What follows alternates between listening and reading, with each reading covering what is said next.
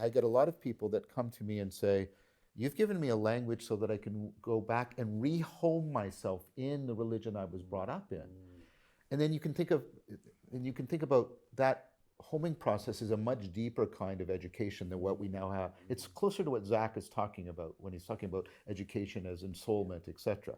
So let's talk about that kind of education, and then we could properly empower people. Let's do a concrete example.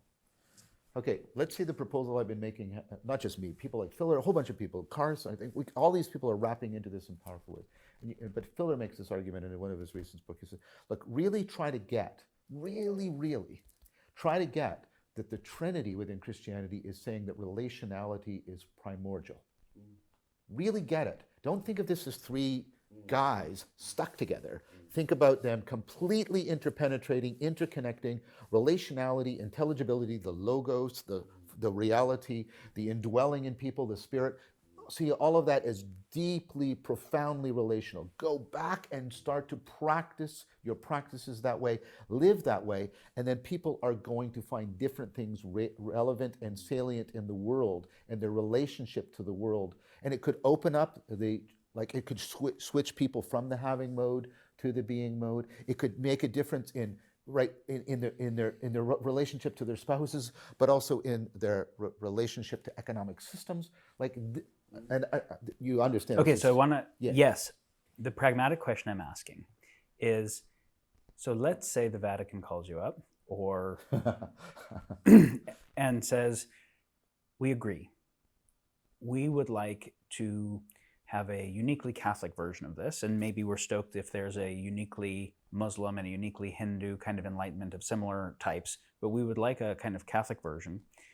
How would you change the way we approach our practices, philosophy, etc.?" Or let's say the minister of the Department of Education reached out and said, "We want to implement K through 12, a wisdom development process." Mm-hmm. I'm very interested to hear your thoughts on how could the institutions start to actually implement wisdom development practices, insights, philosophies, such that rather than just we're compelling the person on YouTube. See, so this is where I think it's different from Zach. I think we have to create enough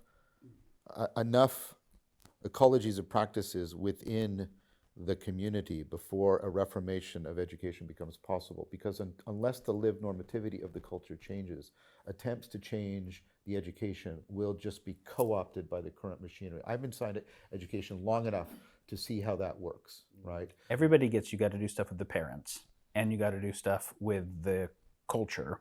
If the kids are getting trained for the market, that has inherent limitations. So it becomes tricky because to change anything, you have to change everything. So there's some sequencing. You can't start with one thing. You've got to do lots of things together. Yeah, exactly. Which, if you change the grounding that has led to the problems we have, will lead naturally to these things flourishing at the slightly higher level.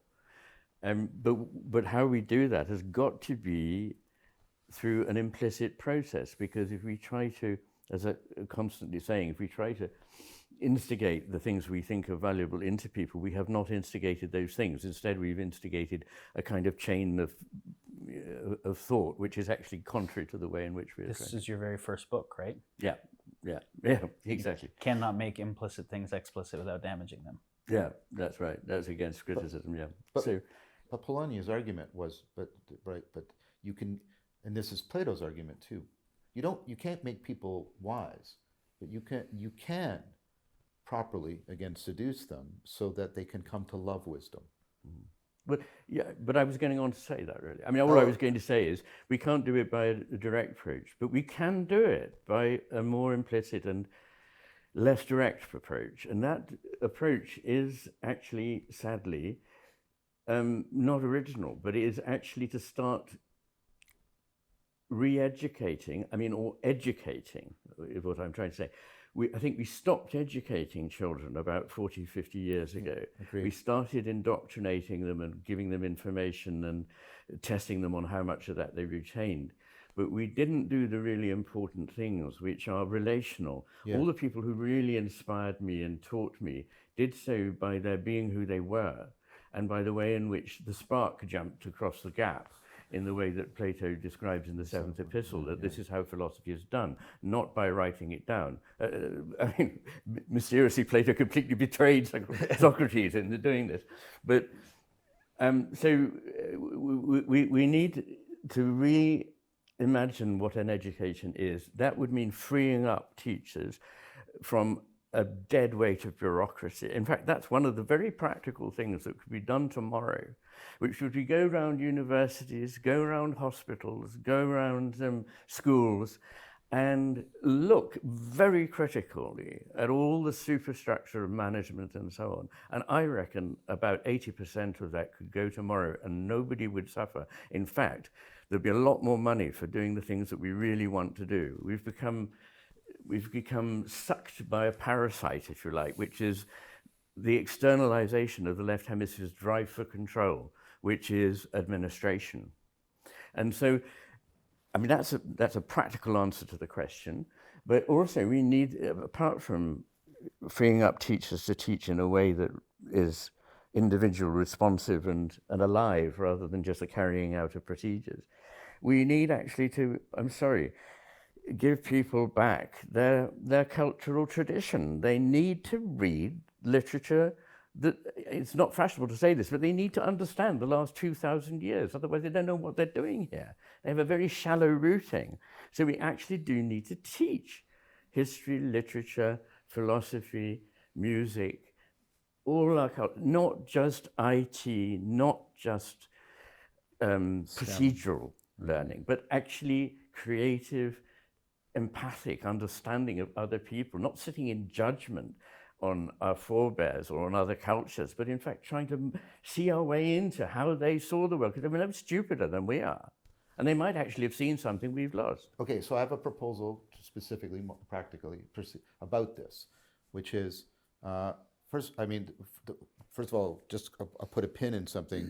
The problem we face, of course, is the bureaucracy has wrapped itself around a pseudo-religious ideology that justifies its existence tremendously, and so that's a problematic. It's a pseudo-religion. Yes, very much. And what I would want to say is, I don't think we should have teachers in any one institution. So if you look, I'll just take the West, but there's parallel things elsewhere. You had the university, you had the monastery, and you had the church. And they were all interrelated. And one is a knowledge institution, but it has reverence for the wisdom institution. That's the monastery. And then you have the church, and the church is, but all of these ideas and all of these philosophies have to transfer to real lives. And they're right. If I may just add, also hospitals. Yes. And what I think we need to have teachers in multiple kinds of institutions that are acting again in this opponent processing with each other, not adversarial. Part of the problem is, and then the Protestant Reformation comes in and splits them from each other, and we get all that. Yeah. But the proposal is, because what we have is we have this idea that teachers are only legitimate if they're in this one institution, and if we have anybody out, I face this, right? The stuff I do outside of the university is like, why are you doing that? Why are you doing that? Right? And I know lots of excellent teachers that can't find a home in the university because they want to do the kind of stuff that the universities don't any longer do. Right. So I think we need to think about, of a living system of teaching institutions where you've got people sort of, but they're bound together in a field again, where the relationality is important. This is the pole of knowledge, this is the pole of wisdom, and this is the pole of life, and they have to all, and we had that, and I think that's also something that we need to think about bringing back in terms of institutional structures that could actually transform society in the way we're talking about. And I'd like to just add, sorry. We need to encourage and provide institutional support for people who are bright to oversee the whole picture to some extent. Yes. That doesn't happen in our culture anymore. It used to happen, and it used to happen in this university, but now everything has shifted here, as everywhere else in the Western world, towards ever greater specialization. Yes. Now, while we need specialists, of course we do, it's not one or the other. We need people who also are able to take the broad right hemisphere view and see, crikey, look what's happening here. And I believe that what I've done, if I've done anything in my writing, is to open people's eyes. That's why they're writing. Of course, once you see it, you see what's going on here. And we don't have any institutions that do that. But back in the 60s, I think the Rand Corporation and others sort of put money behind people that they thought were going to be good. And they just gave them a desk and an office and a Xerox machine and said, do what you want. And out of that came a lot of, genuinely innovative, creative thinking. And we need to bring that back. Could I respond to just that one thing? So, because this is dear to my heart, because I represent a discipline that is all about the synoptic integration across the disciplines, cognitive science, right, and trying to create the lingua franca between neuroscience and information processing, machine learning, psychology, linguistics, anthropology, philosophy, trying to do that,